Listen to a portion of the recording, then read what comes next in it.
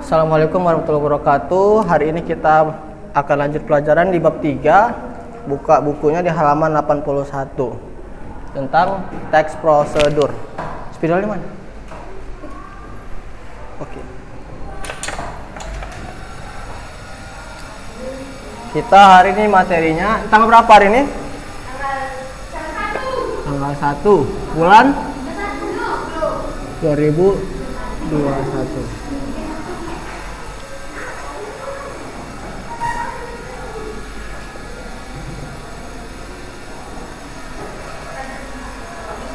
Kita materinya tentang teks prosedur.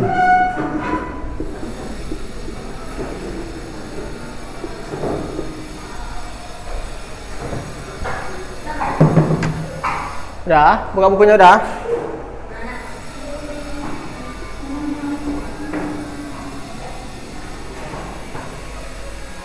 Teks prosedur.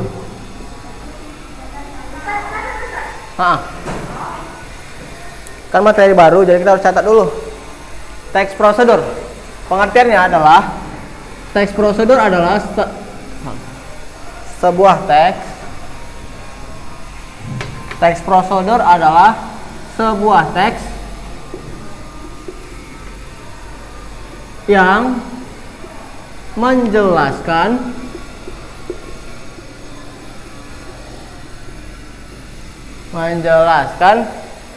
bagaimana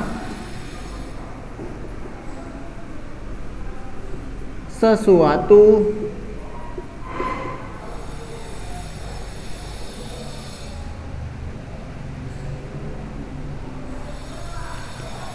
dibuat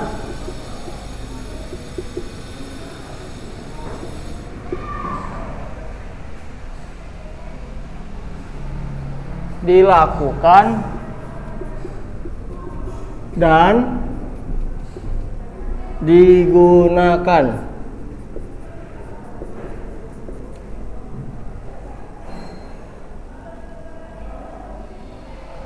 dengan langkah-langkah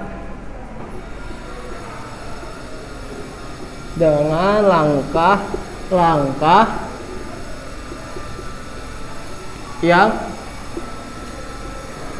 berurutan.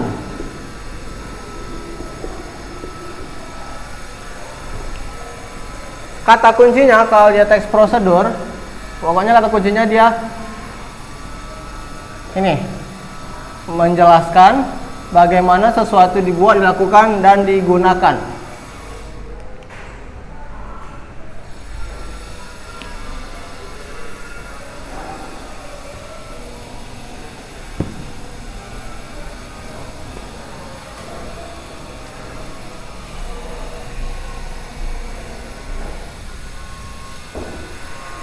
Tujuan dari teks ini sama. Dia menjelaskan tujuannya menginformasikan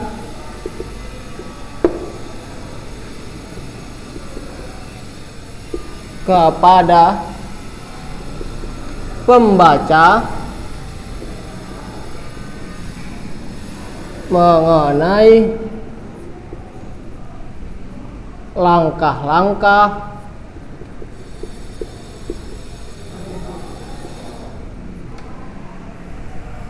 membuat, melakukan, dan menggunakan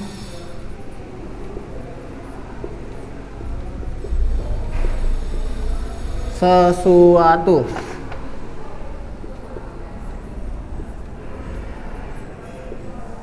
Contohnya, pasti pernah beli Indomie, di belakangnya itu ada langkah-langkah cara membuatnya kan. Pertama kalau buat buka Indomie itu buka bungkusnya, lalu tuang bumbunya ke dalam mangkok, lalu rebus air. Setelah mendidih, masukkan mie-nya.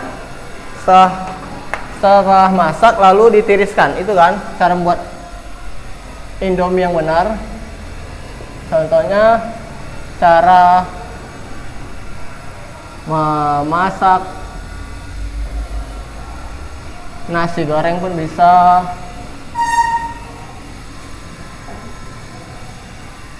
merebus Indomie pun bisa, dan lain-lain. Pokoknya kalau di teks prosedur berarti ada langkah-langkahnya ya. Ada langkah-langkah dalam membuat atau melakukan atau menggunakan sesuatu. Contoh lainnya apa itu? Misalnya cara menghidupkan komputer. Pertama, dicok dulu listriknya, lalu hidupkan CPU, kemudian layar komputernya dihidupkan, kemudian tunggu sampai layar Windows-nya hidup. Itu kan cara menghidupkan komputer. Itu aja. Kalau di teks prosedur berarti membuat langkah-langkah melakukan sesuatu. Contohnya di buku di halaman 83. Ada teks 1, teks 2 dan juga teks 3.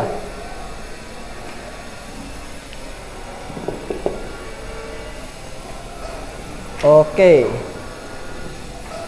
Lalu nanti kita baca nih ya. Nanti kita baca setelah masuk materi selanjutnya.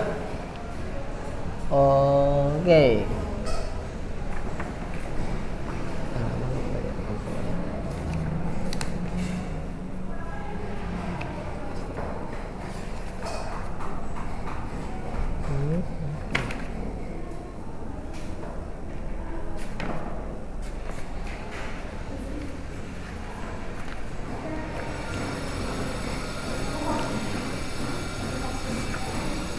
Yang ini udah bisa terhapus, udah bisa dihapus.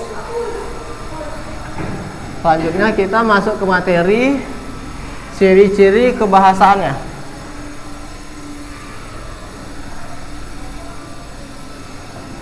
Nanti kita di pertemuan ketiga atau keempat kita ada prakteknya ya tentang teks prosedur, tapi nanti aja.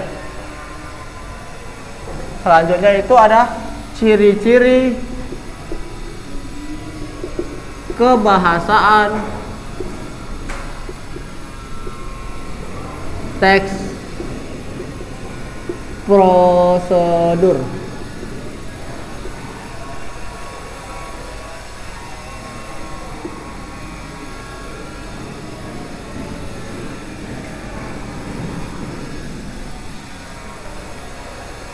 Kalau ditanya ciri-ciri kebahasaan berarti dia bahasa yang digunakan. Bahasanya maksudnya bukan bahasanya. Bahasanya tetap bahasa Indonesia tapi penggunaan bahasanya. Ciri-ciri yang pertama itu yang A, dia menggunakan kalimat imperatif. Menggunakan kalimat imperatif. Lalu muncul pertanyaan, apa itu kalimat imperatif? Ada yang tahu? Ada. Kalau nggak ada yang tahu, kita jelaskan. Kalimat imperatif itu adalah kalimat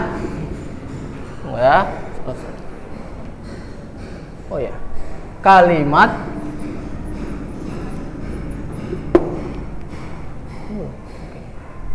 yang berisi kata perintah.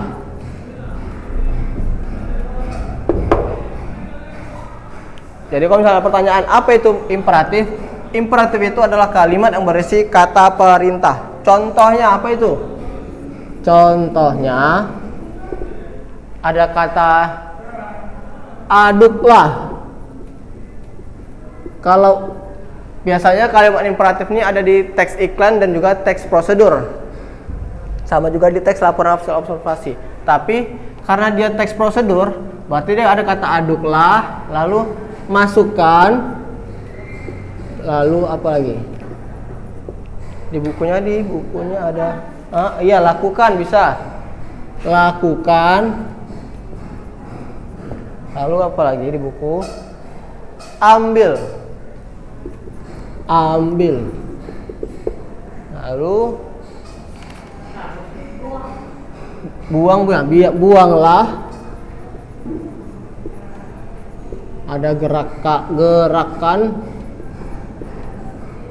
dan lain-lain. Pokoknya dia berupa kalimat perintah atau kata perintah, berarti termasuk kalimat imperatif.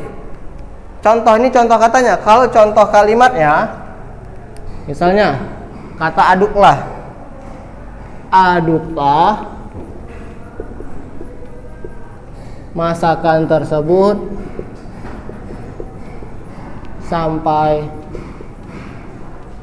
masakan tersebut selama 5 menit.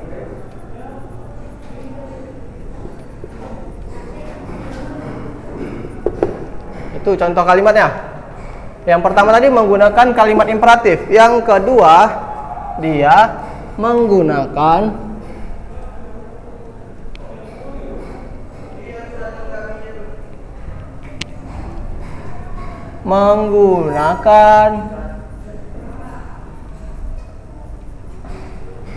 konjungsi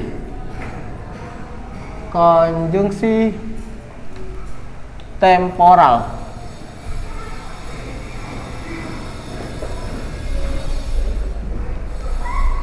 Lalu muncul lagi pertanyaan, apa itu konjungsi temporal, Ustadz?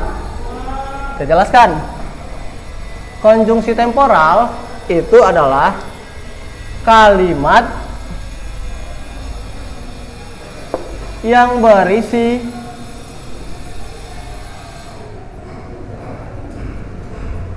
boleh ketua kelasnya mana? Minta ganti spidol. Habis soalnya. Kok nggak ganti tintanya? Minta ganti spidol. Habis tintanya bilang sama Ustadz Imam. Bentar ya, kita berhenti dulu. Soalnya tadi yang kedua, yang B itu menggunakan konjungsi temporal. Artinya konjungsi temporal itu adalah kalimat yang berisi kata penghubung. Kata penghubung.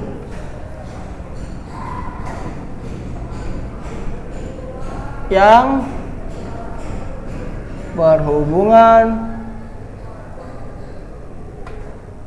dengan waktu.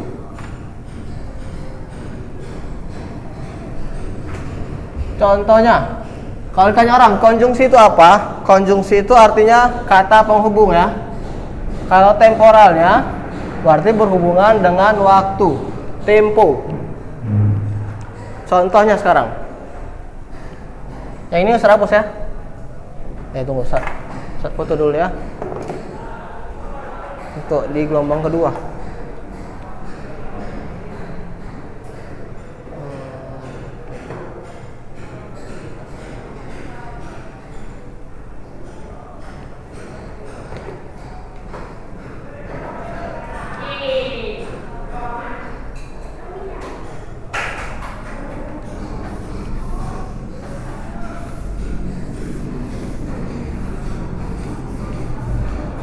Contoh dari konjungsi temporal.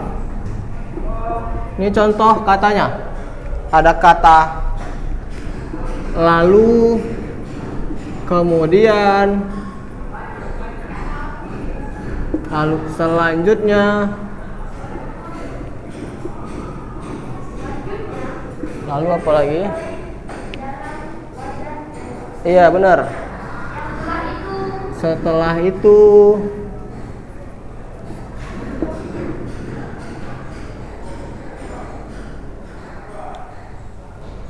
sebelumnya, dan lain-lain. Contoh kalimatnya sekarang. Lalu tuangkan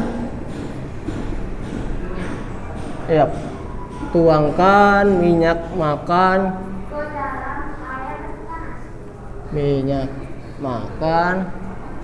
ke dalam nasi yang akan digoreng.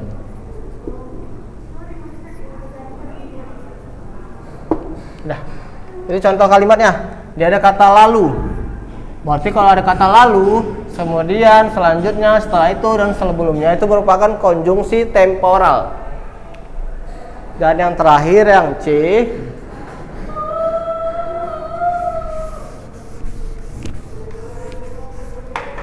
Dan yang C yang terakhir itu ada konjungsi menggunakan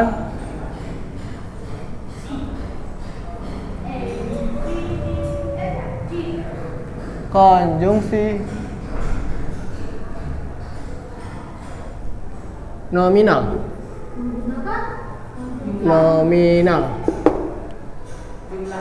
Yap.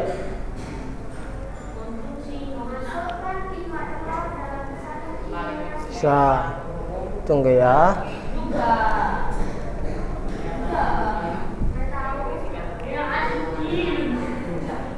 Konjungsi temporal berarti kalimat yang berisi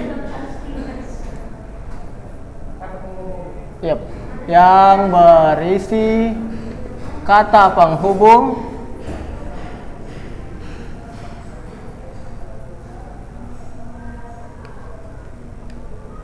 berupa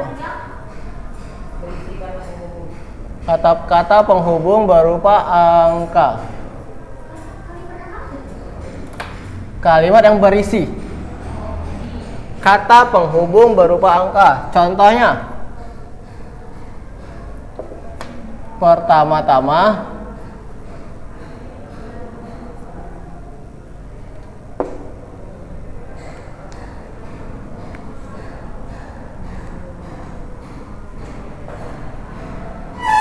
tapi kalau konjungsi nominal ini jarang digunakan, dia lebih sering digunakan konjungsi temporal ya. Dah, itu. Kalau contoh kalimatnya, pertama-tama masukkan dulu 2 butir bawang gitu contohnya. Contoh kalimatnya ya.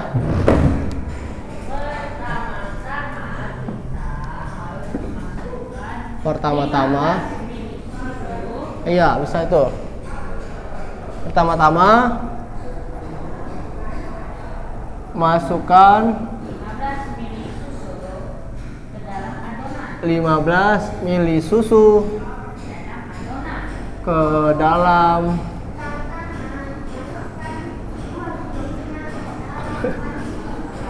kok banyak kali 2 kilo untuk apa coba?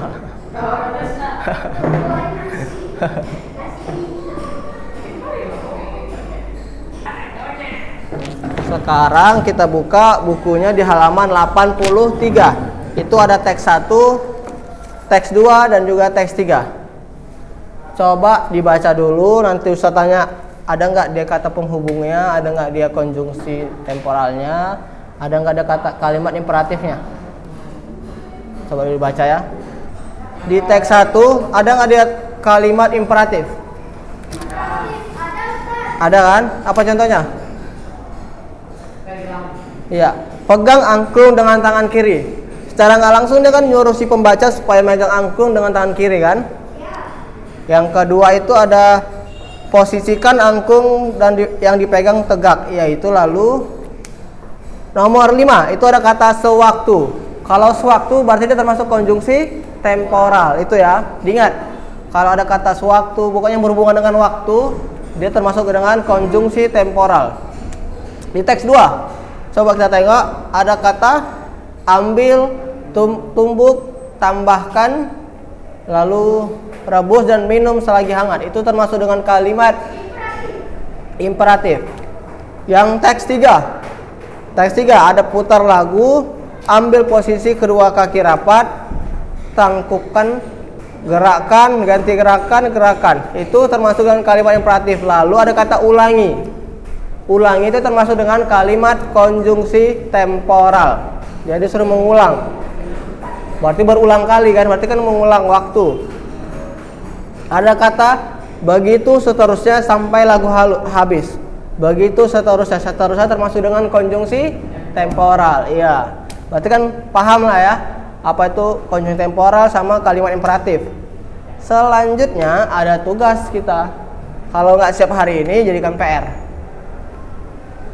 Tugasnya itu di halaman 87. Itu ada tabel A sama tabel B. Tapi di sini bikin C kan, harusnya B. Udah? Lalu pertanyaan yang A. Daftarlah penggunaan kalimat perintah, saran ataupun larangan pada ketiga teks. Di teks 1 tadi ada kalimat perintahnya kan? Iya. Tapi nggak usah panjang-panjang dibikin. Bikin aja, misalnya di teks 1 ada kata pegang angklung dengan tangan kiri. Bikin aja pegang angklung, udah. Contohnya gitu di tabel yang 1, teks 1, pegang angklung. Biar tuh. Hah? Iya. Diringkas saja, nggak usah panjang-panjang karena kan teks di kalimatnya panjang-panjang. Lalu di teks 2, ada nggak ada kalimat perintah juga? Ada kan? Di teks 2. Di teks 3 juga seperti itu. Lalu yang di B-nya yang agak susah. Tergantung dia ada berapa kalimat perintahnya. Misalkan di teks 3 kan ada 10. Iya. Teks 2 ada 5. Iya. Di buku tulis kan nggak boleh dicoret ini kan? Nggak boleh dicoret kan? Lalu yang B, daftarlah penggunaan kata yang menunjukkan ukuran. Ukuran aja. Iya. Dia yang berhubungan dengan angka-angka. Kalau di teks 1, teks sama teks 3 nggak ada angka-angka itu kan? Hanya teks 2. Berarti di teks 1 dikosongkan aja. Di teks 2 yang diisi. Di teks 3 dikosongkan aja. Tapi bikin juga teks 1, teks 2, teks 3 dibikin juga ya. Bikin aja kurang. Iya, tanda kurang gitu aja. Contohnya tuh ada dia 600 cc air. Itu di teks 2. Lalu ada angka berapa lagi ukuran? Ada 5 potong, 4 cm, 10 butir biji, sama 300 cc. Itu dibikin. Dikerjain. Kalau nggak siap hari ini dijadikan PR. Sampai B aja, A, B aja ya. Tapi kalau nggak siap hari ini dijadikan PR. Berarti ini gelombang 1 ya? Gelombang 1. Iya, makanya itu kalau misalnya nggak siap hari ini dijadikan PR. Apa? AB aja. Boleh. Nanti kalau udah siap difotokan kirim sama Ustaz ya. Tapi kalau yang pondok minggu depan dikumpul. Nomor Ustaz? Gak tahu Ustaz. Udah dapat kan? Belum. Tunggu ya. Iya, pas hujan kemarin. Tunggu ya, saya tengok.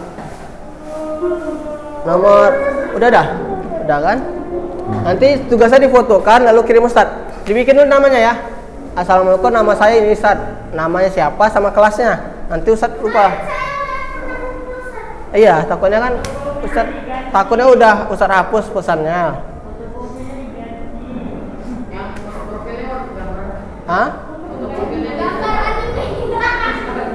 Iya. Bukan gambar anime itu. Kemarin gambar kucing. Cukup sekian pertemuan hari ini, lebih kurangnya mohon maaf. Assalamualaikum warahmatullahi wabarakatuh.